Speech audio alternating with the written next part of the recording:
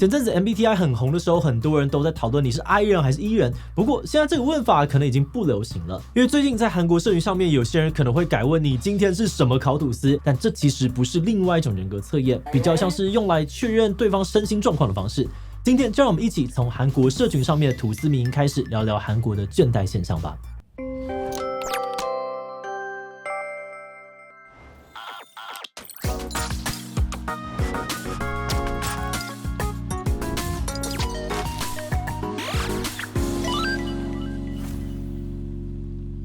Hello， 大家好，我是志奇。最近在韩国网络上面掀起了一股晒烤吐司的迷因现象，有人会说自己是火腿烤吐司、生菜烤吐司来表示自己的状态。那把自己比喻成吐司，其实不是在装可爱，而是在说自己对于工作或生活感到倦怠，甚至快要到了身心俱疲的地步。而这种身心濒临爆炸的情况呢，在韩国被称为是烤吐司症候群。根据韩国真才服务公司对于上班族的调查，有 69% 的受访者表示自己曾经有过倦怠的经验，其中有30几岁的年轻人倦怠比例高达了 75.3%，20几岁的年轻人呢也有 61.1%。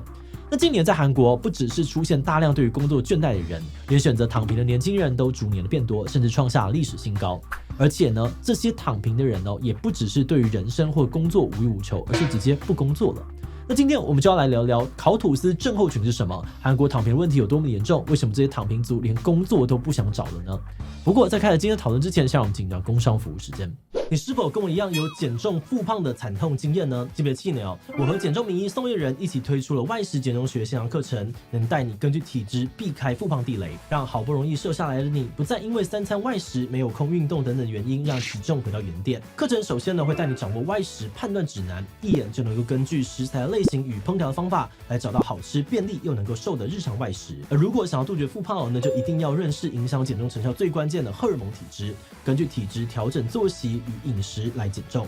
就不用勉强自己疯狂的运动节食挨饿，更不用担心一旦松懈就迅速的膨胀复胖。现在外食减重学好评开课喽，限时的优惠呢是75折，输入我的专属折扣码 STAYFIT77 还能够再折500元，赶快一起加入吧。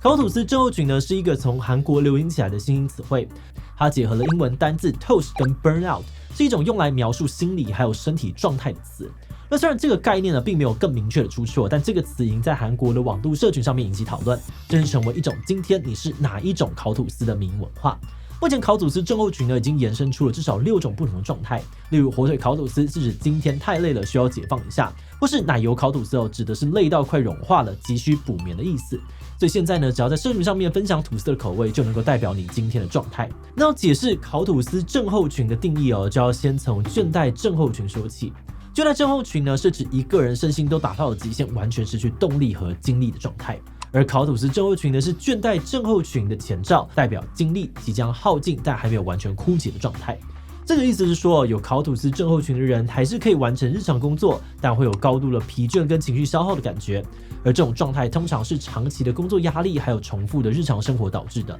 那有烤吐司症候群的人可能会出现像是情绪不稳失眠、精疲力尽和对于日常事务兴致缺等等状况。虽然烤吐司症候群还没有被医学界定义为精神或是身心疾病，但已经被看作是一种身心不堪负荷的警告。有报道指出，如果烤吐司的状态持续太久，转变成倦怠忧郁、焦虑，甚至是身体疾病的可能性都会增高。就像一开始提到的 ，toast out 呢是 burn out 的前兆，而在韩国彻底 burn out 的人其实也不在少数，有的甚至直接变成了躺平族。韩国目前有一个族群他们不工作也没有意愿找工作，处于纯休息状态。那虽然在以前呢，这群人更多会被称作是尼特族，但在韩国呢，现在这个群体多被归类在躺平族里面。那在这个族群里面的人呢，可能因为各种原因对工作疲惫不堪、心灰意冷而不找工作。值得注意的是，这群人的数量正在逐年高升。根据统计截至今年的7月，15到29岁的韩国青年人口当中，有44.3万人被归类为躺平族，数量占整体青年人口的 5.4%， 创下历史新高。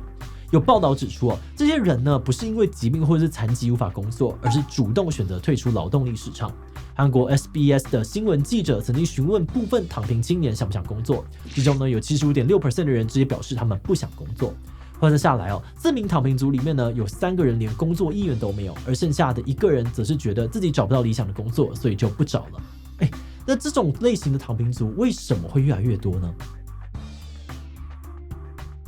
韩国躺平族变多的原因主要可以从2大问题说起。首先是毕业生工作好难找的困境。根据韩国统计厅的这个数据15到29岁的年轻人在毕业之后，平均要花11.5个月才能够找到人生的第一份工作。如果只有高中以下的学历的人，要花更久的时间。而且今年的平均时间呢，跟2023年相比还增加了1.1个月，已经创下20年来的最长纪录。有韩媒报道，截至2024年5月，韩国有129万人面临毕业及失业的困境，比前一年增加了2.9万人，让不少年轻人大叹找工作真的太难了。那为什么在韩国找工作会变得这么难呢？根据韩国时报指出，近年来韩国经济放缓，再加上高利率通膨还有劳动成本上升，导致倒闭的企业变多，新成立的企业减少，不少中小企业或自营商呢也纷纷的选择停止招募新的人力，导致市场上面的工作数量随有减。2024年韩国全职工作的数量跟前一年相比少了19万个，这2014年以来最大的降幅，也成为了韩国求职者找工作难度增高的原因之一。另外呢，也有报道指出，有越来越多的韩国公司提高了应聘条件，例如比起新鲜人，有不少的企业呢更希望雇佣有经验的员工。所以现在在韩国，就算是顶尖大学的毕业生都有可能找不到工作。那除了找不到工作之外呢，找不到满意的工作，可能也是韩国躺平族变多的原因之一。有报道指出，对于某些青年求职者来说，部分韩国企业的文化已经不符合年轻人的期待。例如不少韩国公司存在加班文化，或是呢想要请假公司还不一定准假等等的情况，都加剧部分韩国求职者干脆放弃找工作念头。有专家表示，现在的求职者们呢普遍渴望获得优质又高薪工作，但实际上面呢却是机会有限，竞争非常激烈。很多年轻人会对于理想工作缺乏信心而选择躺平。而且专家还推测，这种负面预期呢也可能是求职者宁愿暂时退出就业市场的原因之一，因为这些人不愿意将就在不满意的工作上面。那话说回来，在韩国除了找不到工作是一回事，另外还有一种状况是，有些求职者就算找到工作之后也没有办法松口气，因为进入职场后的压力也可能造成工作倦怠，甚至把人压垮。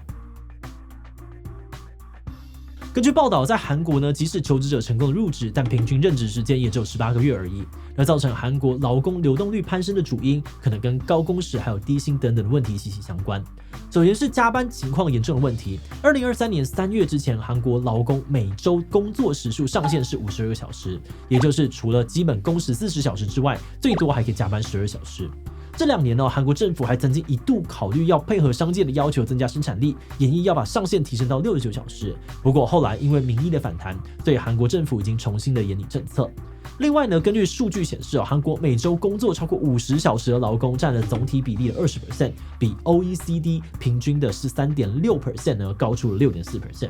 有韩国网友分享，自己平日加班呢和在周末工作是日常，几乎每天都会在公司待12个小时，长期下来导致他疲惫不堪，最后只能够离职。那除了加班问题之外呢，低薪情况也是击垮韩国劳工的原因之一。有报道分析，面对韩国高度竞争的就业环境，不少竞争力相对不足的年轻人只能够做时薪工作，例如服务业。但像是在首尔这样的大城市，除了高物价还有高房价，这让一部分领低薪的人感觉生活无望，就索性选择躺平，甚至当啃老族要父母养。除此之外，因为韩国的物价逐年上涨，但有 64.4% 的韩国上班族第一份工作月薪不到200万韩元。因此呢，这种低薪情况再加上前面提到的高工时，也助长了不少韩国年轻人想要直接躺平的想法。而随着躺平的人越来越多，韩国政府也意识到问题大了，试着出手拯救工作市场。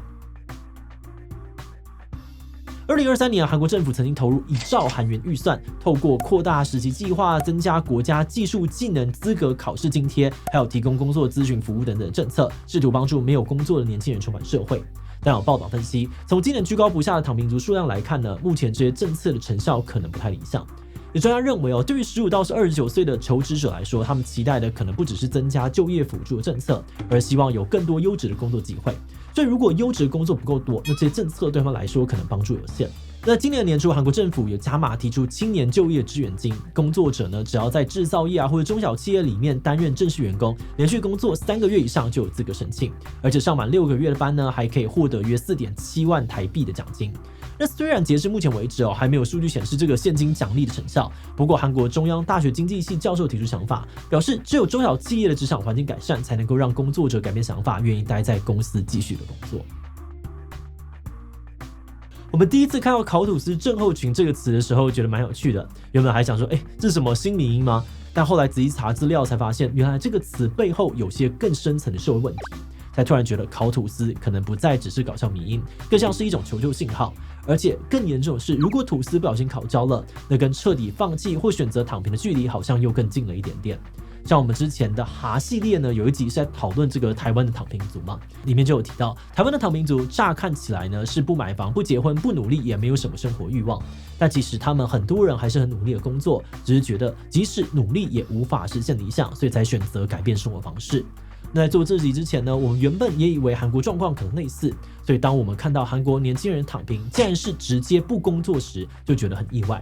而在研究过后，我们发现他们会这样的选择，除了跟台湾一样有低薪、高工时、高房价等等的问题有关之外，可能还多了一个可能找不到工作的条件。一般来说，为了达成理想建构生活，人们大多需要透过工作来赚取收入。但对于韩国的青年求职者来说，当找到工作都变成一件不确定的事情时，那这种生活上面的绝望感可能会随着时间逐渐的累积。那如果以这个角度来看好像就能够理解为何韩国选择躺平、完全不工作的人会越来越多了。那关于躺平族为何会越来越多的原因，还牵涉到了很多不同层面的问题。那碍于影片的时长，我们今天也只能够简单的列出几个原因。那如果你对这方面有更深的了解或不同意见，都欢迎你在留言区留言跟我们分享你的看法哦。最后，我们也想问大家，你觉得自己有烤吐司症候群吗？绝对有，我每天都好累，好不想要上班。B 可能有，偶尔有点疲倦，但还没有到身心俱疲的程度。C 我没有，我最近工作跟生活都过得还不错。D 我不确定感觉是好是坏，要看当下的状况才能够判定。一起他留言分享你的想法吧。最后，如果你喜欢今天的影片，欢迎分享出去，让更多人知道韩国的吐司症候群。此外呢，也可以点击这个地方看台湾年轻人躺平有理吗？以及不想努力有错吗？那么今天的这一期就到这边告一段落，我们就明晚再见喽。